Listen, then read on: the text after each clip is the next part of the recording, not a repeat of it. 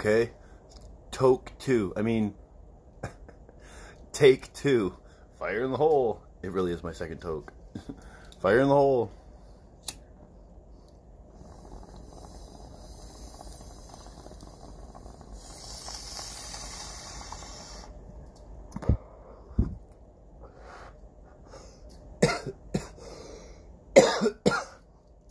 Fuck it, good enough.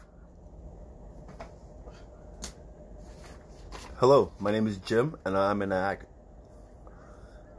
Hello, my name is Jim, and I am an addict. Thank you for tuning in to the Marijuana Maintenance Channel, where I'm smoking the green and staying clean. For fuck's sakes, that was my second take, because the first recording I couldn't speak. I kept fucking up my words. I was so high. I was like, fuck, well, do a second take and do another toke. That should be better.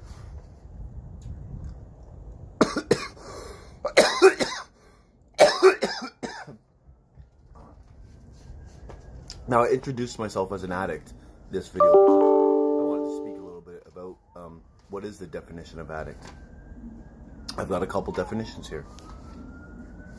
One, the definition from Merriam-Webster.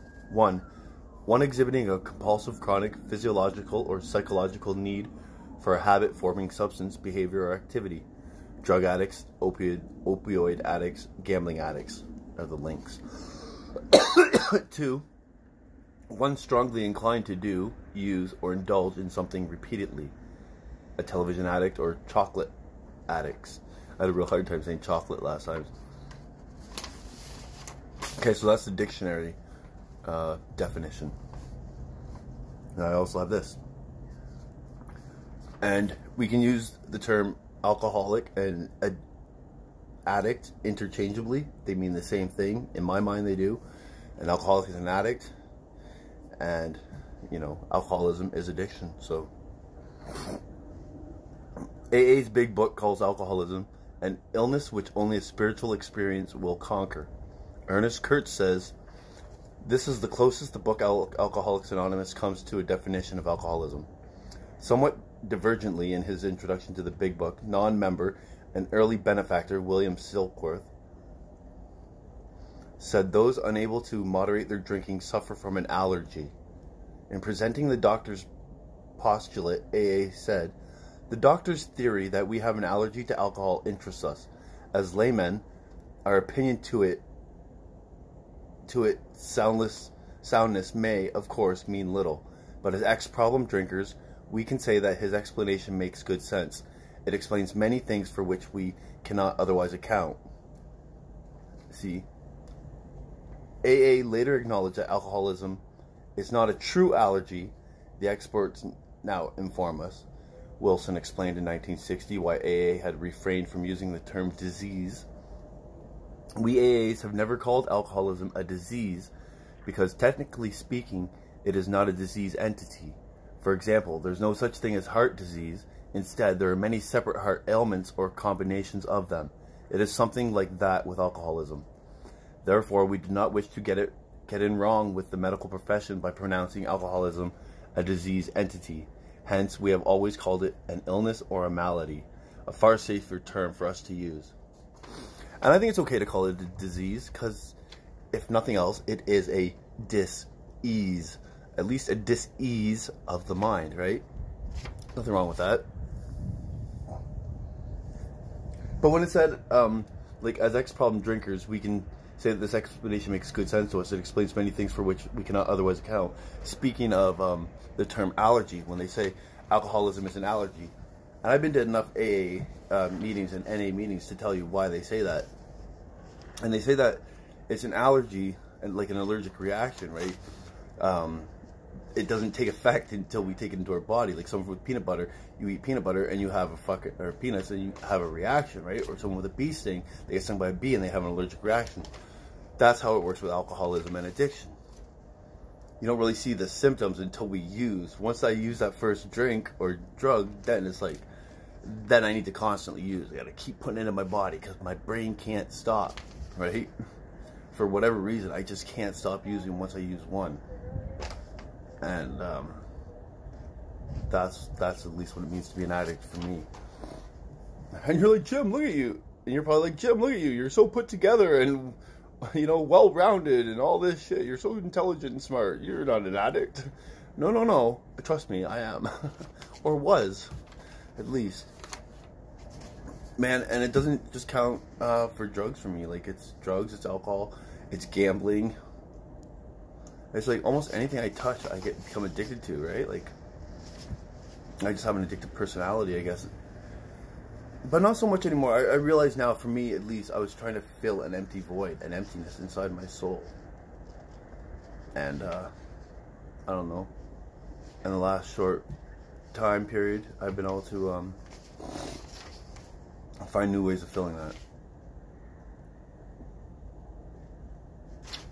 For me, it's a higher power, right? It's other things too. Anyways, I don't know. That came to me the other night. I wanted to just open a video that way. Hi, my name is Jim and I'm an addict. You know? And I don't walk around telling that. I don't say that to everyone in life, right? Like, because I'm not an addict first. I'm a person first, just like the rest of you. Right? We're just regular people too. I don't need to exclude myself that way. But in the, like, in a meeting format, or even this format for my videos, it's okay to introduce myself that way because it helps people relate, right? The people I'm trying to reach anyways. Like in an AA meeting or NA meeting, if I say I'm an alcoholic or an AA or addict, I do that out of respect, just to relate to the people there. For the newcomer, you know. And also, it is important for me to remember that I'm an addict, because that'll keep me vigilant, right? It reminds me that I can't ever have one. Nor do I want to anymore. But like, I can't have that one drink. I can't have that one drug. Right? Like, I played with the idea of doing psychedelic drugs for a while, but no, I don't need to do that either. You know, I don't take over-the-counter drugs or prescription pills. I can't fuck with that shit. And I'm coming to like a point where like I want to quit smoking weed too. I got a little bit left, and I'm telling myself at this point anyways, I'm telling myself that I don't want to go buy more, because you know what? One thing, I'm getting sick of spending my money on weed, man. Like hundreds of dollars a week on weed. Man, I make pretty good money. I'm sick of spending my money on that shit. I want to, like, I can put that away and do stuff for that money later.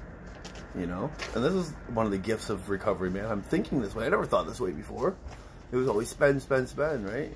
I don't want to spend my money like that anymore. I worked hard for my money. Before, when I got a welfare check, it was free money. It was just given to me, right? Basically, it didn't matter. And now it matters. Anyways, I'll read to you as well. It's at 8 minutes, so let's see. A new day. Today's February 17th. Family Day here in Canada. Just took my kids to a basketball game. Semi-pro, I guess. London Lightning. It was alright. February 17th. If you have knowledge, let others light their candles at it. Thomas Fuller. During the first week of my sobriety, I was suddenly overcome with an intense desire to drink. I tried to ignore it, but the desire soon turned into an obsession. It seemed inevitable that I would drink. I always had when I felt that way. In desperation, I visited the man who had given me support and guidance several shaky days earlier. "Don't feel bad because you feel like drinking," he said when I arrived. "That's a normal thing for an alcoholic, right? But you don't have to drink anymore. That's the point." My friend then suggested that we think the drink through. After we mentally took the first one, he asked, "What comes next?" I couldn't help smiling. "Another drink, of course, and then another, etc." "Okay," he said, "and where would you end up?" I thought of some of the things that had happened to me over the years. Suddenly, the obsession to drink was gone. "Where would you end up?" my friend repeated. "Blackouts," I answered. "Drunk tanks, psych wards, gutters, standing outside a liquor store at 5 a.m. waiting for it to open at 6. Sick. It's been many years since my friend suggested that I think the drink through. These days, when I pass this suggestion on to someone else who needs it, it works without fail. And when I occasionally have to use the tool again myself, it's no less effective than it was the first time. Thought for today: one drink is too many, 1,000 is never enough. That's the definition of an addict. One is too many and 1,000 is never enough. It's funny. It's so funny how it, to me, in my mind, these readings always relate to what we talk about beforehand. And I never plan it out. I don't read these. I haven't read this since last time I made a meditation video. So, daily reflections. The love in their eyes. Some of us won't believe in God, others can't, and still others who do believe in God, who do believe that God exists, have no faith whatsoever. He will perform the miracle. 12 Steps and 12 Traditions, page 25. It was the changes I saw in the new people who came into the fellowship that helped me lose my fear and change my negative attitude to a positive one. I could see the love in their eyes, and I was impressed by how much their one day at a time sobriety meant to them. They had looked squarely at step 2 and came to believe that a power greater than themselves was restoring them to sanity. That gave me faith in the fellowship and hope that it could work for me too. I found that God was a loving God, not that punishing God I feared before coming to AA. I also found that He had been with me during all those times I had been in trouble before I came to AA. I know today that He was the one who led me to AA and that I am a miracle. Right? And that's your story too. It's my story, that's your story. We're all miracles. We made it this far, we're not dead.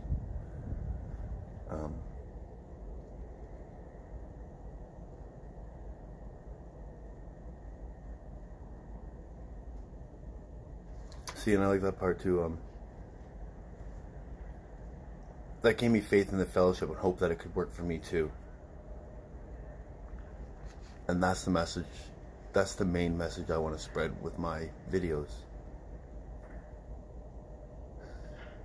Is that I broke free. I broke free. And you can too. I love you. Be blessed.